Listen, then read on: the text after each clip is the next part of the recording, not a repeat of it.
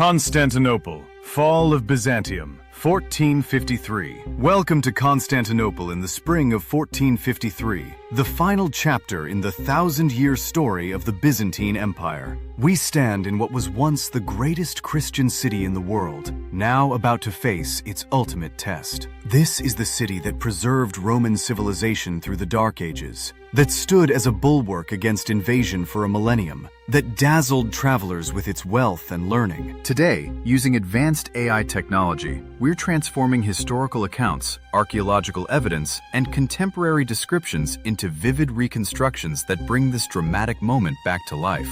We'll walk the streets about to witness one of history's most significant battles, see how ordinary people lived in the shadow of approaching doom, and understand why this city's fall marked the end of an era. At this moment, Constantinople is a shadow of its former glory. A city built for 500,000 inhabitants now houses barely 50,000. Vast neighborhoods stand empty, fields and orchards grow within the massive walls, yet the city remains defiant. Emperor Constantine XI and his small garrison prepare to defend Christianity's eastern capital against Sultan Mehmed II and an Ottoman army of over 100,000 men. The Theodosian Walls. These are the Theodosian Walls, the greatest fortification system ever built in the medieval world. Stretching nearly 4 miles from the Sea of Marmara to the Golden Horn, this triple line of defense has protected Constantinople for over 1,000 years. The outer wall rises 40 feet high,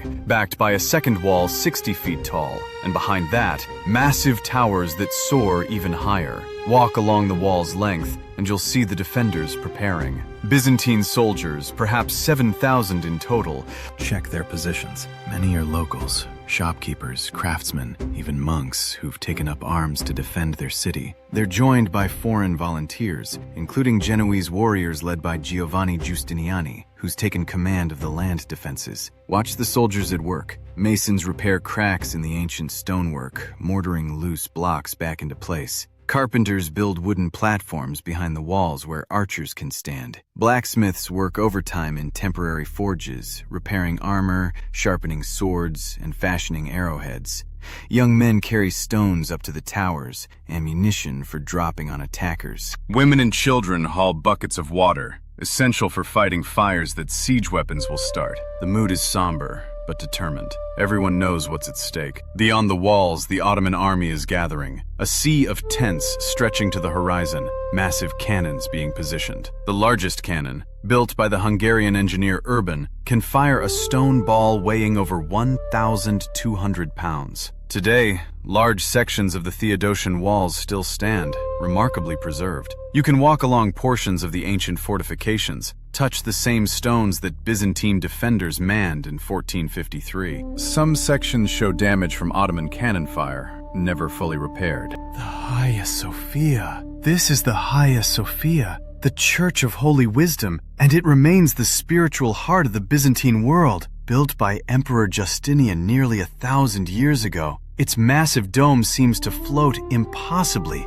above the vast interior space. Shafts of light stream through windows at the dome's base, illuminating the golden mosaics that cover every surface. In these final weeks, the Hagia Sophia has become a place of constant prayer. Citizens gather here daily, filling the enormous nave, their voices rising in ancient hymns. Orthodox priests conduct the divine liturgy multiple times each day, the air thick with incense, the chanting echoing off marble walls. Watch the faithful at their devotions. An old woman kneels before an icon of the Virgin Mary, her lips moving in silent prayer, tears streaming down her face. A merchant lights candles before the iconostasis, the golden screen separating the nave from the sanctuary, each flame a prayer for his family's safety. A group of monks chants the Kyrie eleison, Lord have mercy, their voices blending in haunting harmony. The church servants maintain their duties despite the crisis.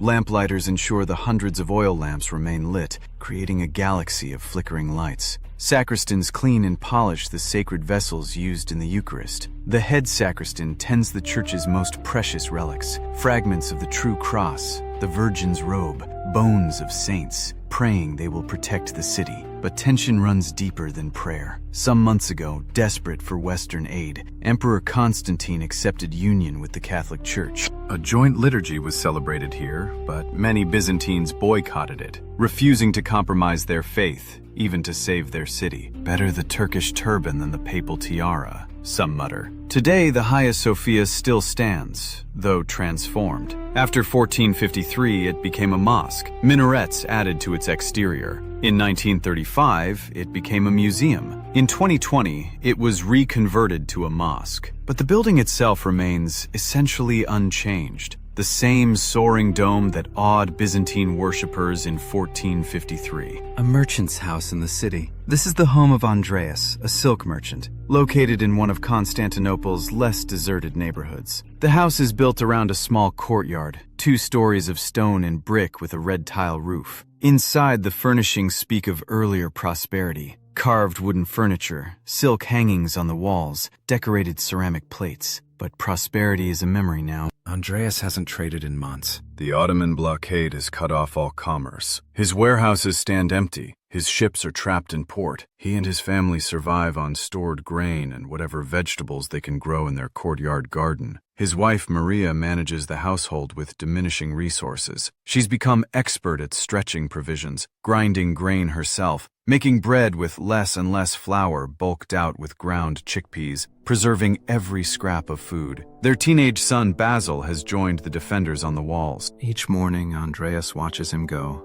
uncertain if he'll return. The family's daily routine has transformed. Andreas no longer goes to his warehouse. There's no business to conduct. Instead, he and other men patrol their district at night to prevent looting and panic. Evenings bring the family together. They dine on simple fare: bean soup, dark bread, a few olives, watered wine. They light fewer lamps to conserve oil. Maria tries to maintain normalcy for their younger daughter, only 8 years old. She teaches her embroidery, has her practice reading, tells her stories of saints. But the child asks frightening questions. Why are there booms shaking the house? Will the Turks kill everyone if they get inside? Andreas has hidden what valuables remain, buried some gold in the courtyard, hoping his family might use it to ransom themselves if the worst happens. At night, lying awake, he and Maria discuss the undiscussable. Should they flee while there's still time, but abandon their home, their city, everything they know? Today, the neighborhood where Andreas lived has been rebuilt many times over.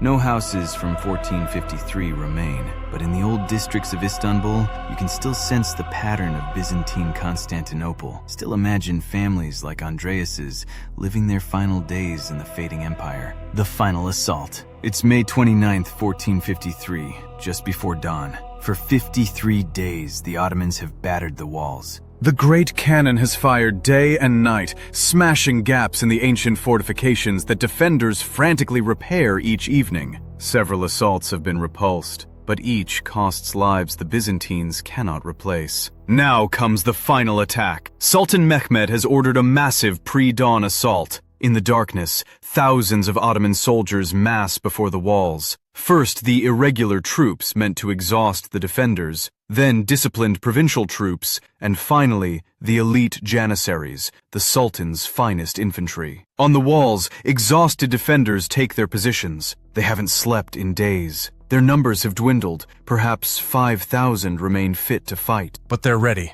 Emperor Constantine is with them, dressed as a common soldier, sword in hand. The attack begins with a roar, drums, cymbals, trumpets, and war cries. Waves of attackers rush forward with ladders. Byzantine defenders rain arrows, stones, and Greek fire down upon them. The defenders hold, but barely. Then disaster strikes. Giovanni Giustiniani, the Genoese commander, is badly wounded. His troops, seeing their commander fall, begin to waver. And then the janissaries find a small gate left unlocked and breach the wall at another point. Suddenly, Ottomans are inside the city. The defense collapses. Constantine, seeing the end, casts off anything identifying him as emperor. According to legend, he cries _quote_0_ and plunges into the fighting. His body will never be positively identified. By mid-morning, it's over. Ottoman soldiers pour through the breached walls. For 3 days, as promised by Islamic law, the city is given over to the conquerors. Homes are looted, churches plundered, citizens killed or enslaved. The Hagia Sophia, packed with refugees praying for a miracle, is entered and cleared. The great church will become a mosque. When Sultan Mehmed II enters the city, he rides to the Hagia Sophia. Seeing a soldier defacing the marble floor, he strikes him, declaring the buildings are now his property and must be preserved. Today, the spot where the walls were breached can still be visited. A small monument marks where Constantine is believed to have fallen. Modern Istanbul has engulfed Byzantine Constantinople, but memory of that final day lives on. Our journey through Constantinople in 1453 has shown us a city facing its end with courage and dignity. This was the last remnant of the Roman Empire, a 1,000-year legacy extinguished in a single day. The fall sent shockwaves through Christendom and marked a decisive shift in Mediterranean power from Christian Europe to the Ottoman Empire. Yet from this catastrophe came unexpected consequences. Byzantine scholars fleeing the city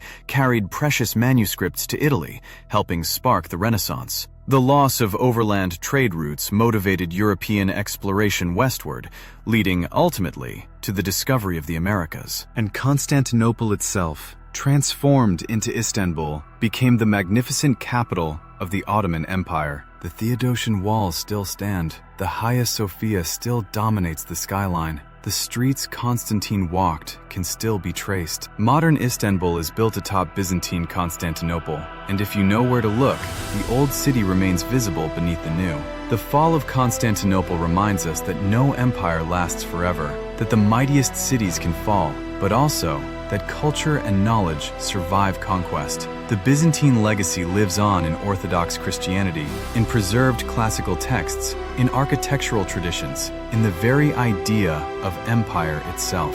If you enjoyed this journey through Constantinople's final days, please comment below what city and era you'd like to see next. Thanks for watching, and as always, we'll see you in the past.